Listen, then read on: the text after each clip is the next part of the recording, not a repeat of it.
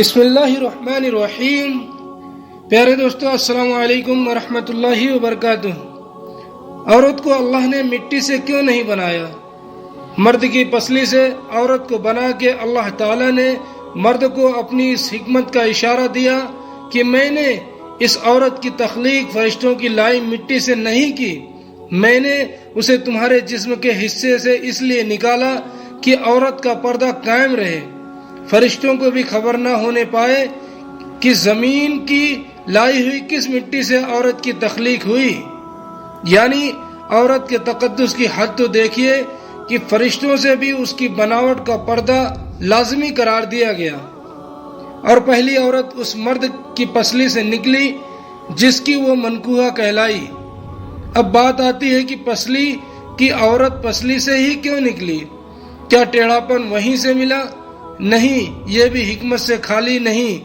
انسانی جسم میں دل اور بہت سے نازک حصے پسلی کے پیچھے چھپے ہوئے ہیں، یعنی پسلی ایک ڈھال ہے ان نازک حصوں کے لیے۔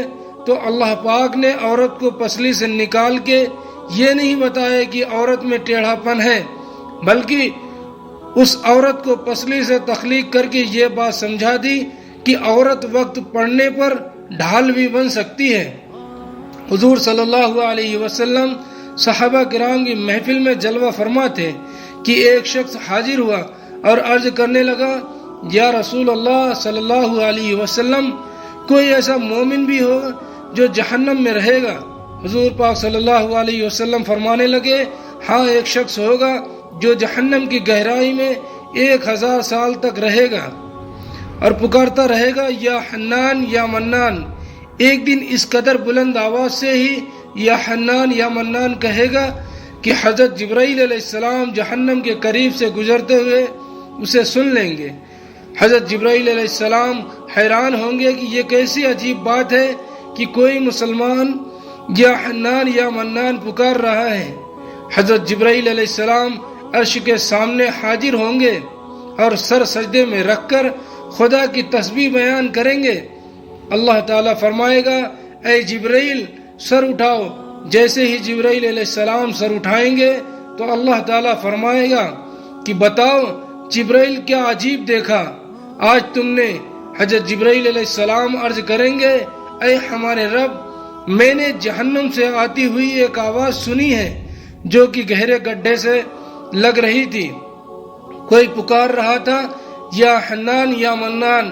اللہ فرمائے گا، اے جبرائیل جہنم کے داروں کا مالک کے پاس جاؤ اور اسے کہو کہ جو بندہ یا حنان یا منان کی صدا لگا رہا ہے اسے جہنم سے نکال کر تمہارے حوالے کر دے، پھر اسے میرے پاس لے آؤ۔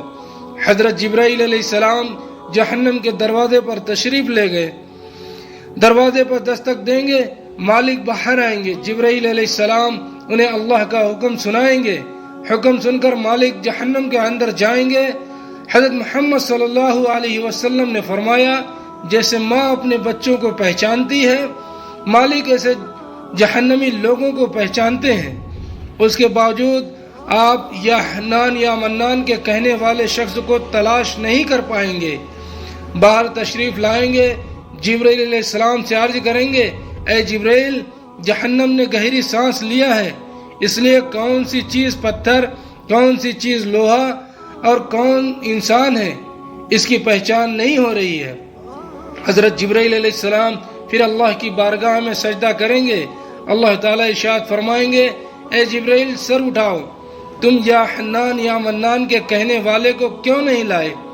جبرائیل علیہ السلام عرض کریں گے، اللہ تعالیٰ، جہنم کا دروگا مالک نے بھی معذرت کر لی ہے، جہنم گہری سانس لی ہے، اس کی وجہ سے پتھر، لوہے اور انسان کے درمیان کوئی فرق نہیں بچا، یہ سب جل کر کوئلہ بن چکے ہیں، کسی کی پہچان نہیں ہو پا رہی ہے۔ اللہ تعالیٰ فرمائے گا، جبرائیل جہنم کے داروغہ مالک سے کہو، میرا بندہ جہنم کے فلاں گڈھے میں فلاں کونے میں اس حالت میں پڑا ہوا ہے۔ حضرت جبرائیل علیہ السلام جہنم کے دروازے پر جائیں گے اور جہنم کے داروغہ مالک کو یا حنان یا منان پکارنے والے کا پتہ بتائیں گے۔ مالک جہنم کے اندر جائیں گے اور دیکھیں گے ایک شخص ہے، اس کا پاؤں اس کی پیشانی کے ساتھ اور اس کے ہاتھ گردن کے ساتھ بدھے ہوئے ہیں، اور جہنم کے سانپ بچھو اس کے ساتھ لپٹے ہوئے ہیں۔ مالک اس کی جنجیریں توڑ دیں گے اور جہنم سے نکال کر حضرت جبرائیل علیہ السلام کے حوالے کر دیں گے۔ حضرت جبرائیل علیہ السلام اسے عرش الہی کے سامنے لے کر حاضر ہوں گے، سر سجدے میں رکھیں گے۔ اللہ تعالیٰ فرمائے گا جبرائیل سر اٹھاؤ، جبرائیل علیہ السلام سر اٹھائیں گے۔ اللہ پاک اس بندے سے فرمائے گا کیا میں نے تیری بہترین تخلیق نہیں کی تھی؟ کیا میں نے تیری طرف رسول نہیں بھیجے تھے؟ کیا میرے رسولوں نے تمہیں میری کتاب نہیں سنائی تھی؟ کیا میرے رسولوں نے تمہیں نیکی کا حکم نہیں دیا تھا؟ کیا تمہیں برائی سے منع نہیں کیا تھا؟ وہ بندہ ساری باتوں کو مانے گا، اقرار کرے گا، یا اللہ تو نے میری اعلیٰ تخلیق فرمائی، تیرے رسول نے بھی تشریف لائے اور انہوں نے تیرے احکام بھی سنائے۔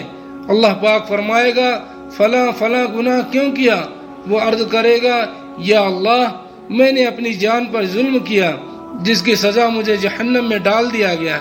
اے اللہ اس کے باوجود میری امید نہیں ٹوٹی، مجھے تیری رحمت سے امید تھی، میں یا حنان یا منان پکارتا رہا۔ مولا تو نے اپنے فضل سے جہنم سے نکالا ہے، یا اللہ مجھ پر رحم فرما۔ اللہ پاک فرمائے گا فرشتوں گواہ ہو جاؤ، میں نے اس پر رحم کیا اور اسے معاف کر دیا۔ دوستوں اپنا اپنا محاسبہ کرتے ہیں، کیا ہم میں کوئی ایسا ہے جو کہہ سکے اپنے ایمان کا حساب کر سکتا ہوں؟ اپنے اپنے گریبان میں نظر ڈالیں، کوئی ایسی خوبی جس پر ہمیں یقین ہے کہ ہمیں جہنم میں نہیں ڈالا جائے گا۔